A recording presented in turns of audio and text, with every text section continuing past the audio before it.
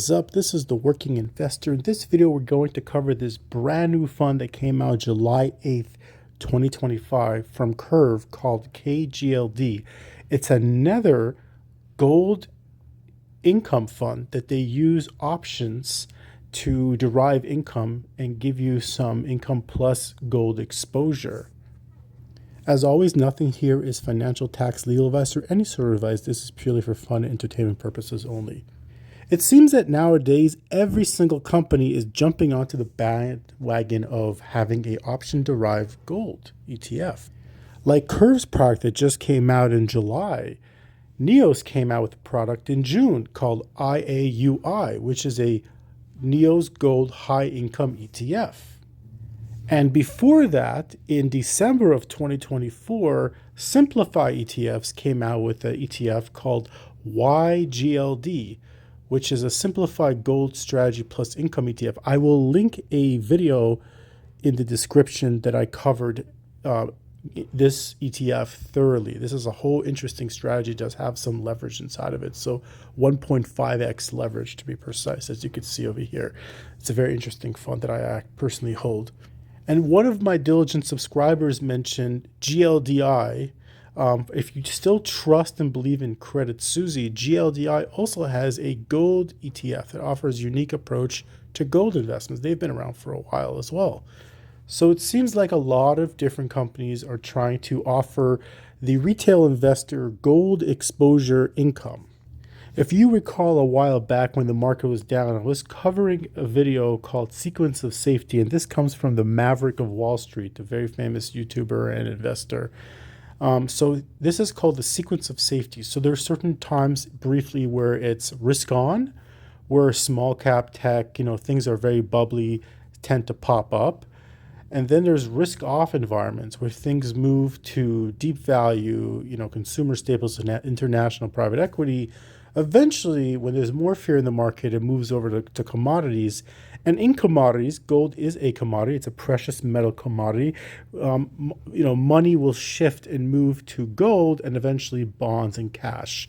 So gold is up there when it comes to the sequence of safety. When people are very sheepish in the market, they'll move their money to gold. It's been an asset that's been around for thousands of years. And if you go to Portfolio Visualizer and you want to focus on the correlation of the S&P 500 to gold, you'll see right here in the bottom, you could see here that that gold, for example, we're using ticker symbol GLD, in the past 10 years has a correlation coefficient of 0.08%. So very, very uncorrelated to the S&P 500 in general in the past 10 years. And the return you could see if you started with $10,000 in each fund, GLD and I guess VOO that I'm using from Vanguard, you'll see that over 10 years, you've turned that 10 grand into 35 grand in VOO, and you turned it into 28,873 in gold. Not that gold itself is a company that produces income, but as an asset, it goes up in price because of inflation. If you believe in inflation, then you believe in gold prices going up. It's a great hedge against inflation, arguably. And you could see this really well spelled out in the year-to-date total return of GLD versus SPY. You could definitely see a clear divergence where gold did a great job buffering out in S&P 500 portfolio, where gold is up 27.66% year-to-date. S&P is up 6.06%. Of course, in the big picture, the S&P has outperformed gold. You can see here in the past 5 years, total return S&P 93.37% total return, and GLD 64.93. But it is in itself not doing too bad because at least you're getting at least 2/3 of what the S&P gets. So it does have that positive drift. It's not just a stabilizer fund that's flat and boring. Now coming back to KGLD. So let's go take a look at this carefully, and we're going to focus on the option strategy. And let's go into it. So you can see here, they look to, now here's something very bold. They seek to outperform the price return of gold. I'm assuming in total returns. That's pretty bold to say. They look to generate monthly income, right? And they're potentially more tax advantageous compared to physical gold, depending on, you got to speak to your accountant about that. And here is their elevator pitch. Kurv Gold Enhanced Income ETF seeks to maximize total return by actively managing a portfolio with efficient exposure to gold. And we're going to see this very clearly, while at the same time generating potentially tax efficient income.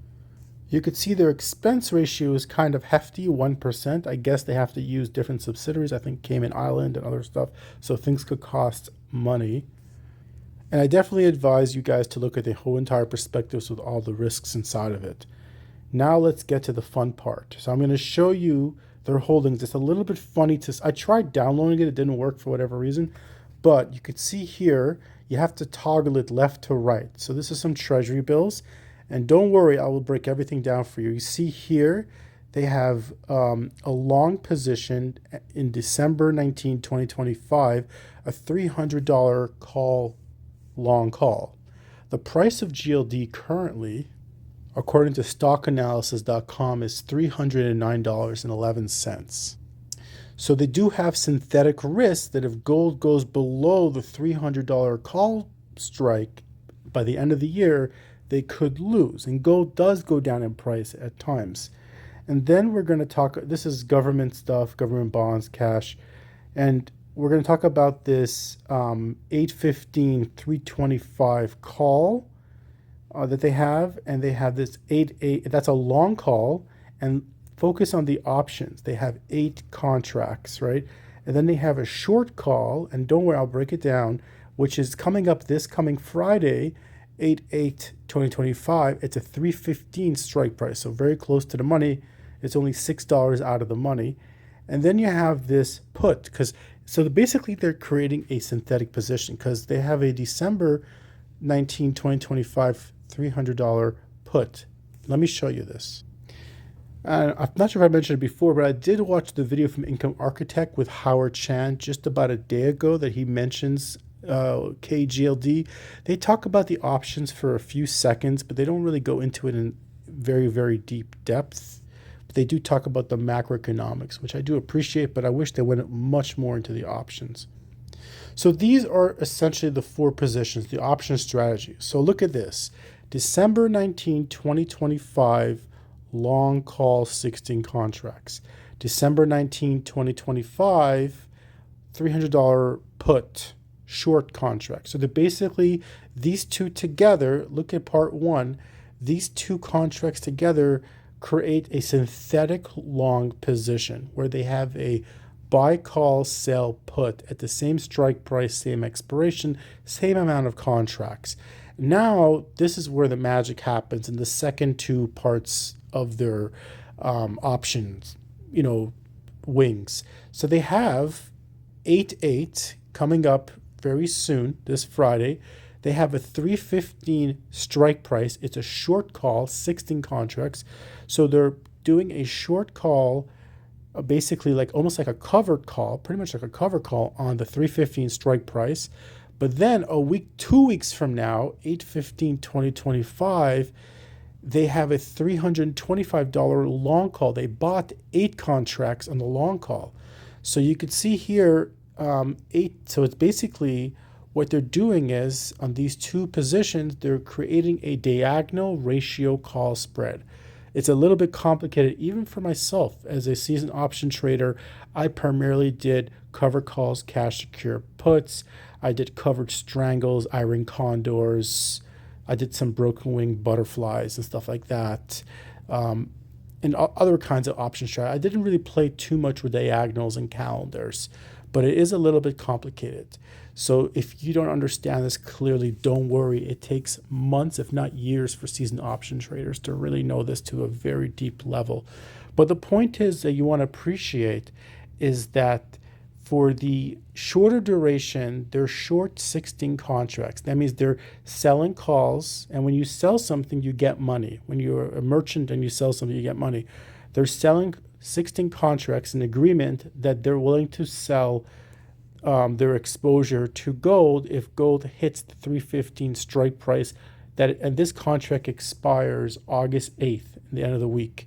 So as long as gold remains below 315, then this contract expires worthless. It's like an insurance premium for your car, a term insurance premium that if you don't get into an accident at the end of the term, you pay the premium, and now even if you get an accident after the insurance term is over, if you haven't renewed, you're SOL, out of luck, because you don't have insurance.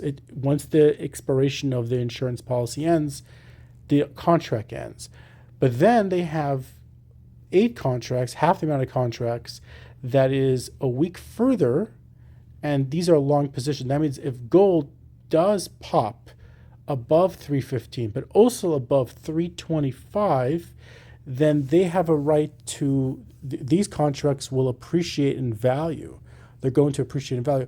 Even if they don't get to 325, because for the fact that gold is right now 309, I don't know when they put these contracts on, but if gold has been rising, these long contracts have been rising in price as well. And there's also something called theta decay, and the rate of theta decay, gamma. So basically, the shorter duration, the contract that expires in a week from now, there's something called highway robbery. When you buy something from a retail store on the highway, or you're at an airport, you're going to spend $10 in a bottle of water, or $5 in a bottle of water. The bottle of water costs 50 cents, let's say, to manufacture, but you're paying the worst price because you're getting shysted you're getting highway robbery. But if you buy in bulk from Costco, then you're going to get the best price. So the same thing, if you are an option seller and you want to sell the retail price. So the shorter duration contracts are the most expensive. So you want to be a seller for that. So they're selling the 1 week out, and they're buying a little bit of a discount because they're buying the 2 week out. So they're paying less money for this and getting more money for that. So that's how they're getting like when I say more money, I mean more money per day. So the point I want to say is, I want to talk about the pros and cons. If you don't understand all of it, I'll just talk about the pros and cons. So basically, this position, bottom line, is a bullish core position. They're overall long on gold. They're very bullish on gold to go up. They also have short-term diagonal ratio call spread. I know it's a lot of terminology. Basically, they're collecting in the short term some premium, and they're capped on the upside in the near term. So what are the cons? They could suffer from whipsaw. And so whipsaw basically is that if the market falls, you fall with the market, right? But when the market jumps back up, you normally get to ride the roller coaster back up. But if you fall down and then you cap your upside, you're potentially causing whipsaw. So depending on how they manage the positions, they do have the potential of whipsaw, that if gold falls, then on the short positions, if they put them lower and then gold pumps up again, they may get capped on the downside, depending on how they manage it. It is a potential, con of there's always pros and cons with every single strategy. The second thing is, because they have a synthetic, you always have to worry about the synthetic, because they don't actually own it outright. It looks like, from what I'm reading in the holdings. If I'm wrong, let me know. But it looks like a synthetic position because they're doing, short put, long call, and basically they do have the synthetic position to worry about if gold falls down below the synthetic price at close to the time of expiration. This is a very advanced strategy, and I am sorry if I talked a little bit over your head, but it is, pretty advanced. So now let's look at how they've been performing since they came out July 8th, 2025. We're going to compare them to GLD as the benchmark. We have KGLD. So the benchmark made 1.63% in this few weeks. Remember, this is a very tiny amount of time, so it doesn't tell you the whole picture. KGLD did better than the benchmark, so they've lived up to their promise that they're trying to outperform the price of gold, right? IAUI from Neos, 1.43% in this tiny little point of time. Just a little bit underperformed GLD. And then YGLD in this tiny little point of time is negative 0.22%. Remember, because YGLD does have different components such as 1.5x leverage. And you saw when gold went down, this went down 1.5x. They also have different types of spreads in there, which you'll see in my video. But it doesn't mean it's a bad fund. If you go out to the 1-year chart, you have to ignore everything else because all of them are newer. But just looking at GLD to YGLD, you'll see YGLD is up year to date 44.63%. They came out in December, so it's pretty much almost near inception. And gold is 27.66%. So it doesn't mean it's a bad fund per se, but they had a bad month. They had a bad month. Anyways, let me know what you guys think. Are you guys looking into diversifying into precious metal commodity income funds? And what types are you guys looking into most and why? This is the Work Investor over and out. I hope you guys have a wonderful trading week. Be well.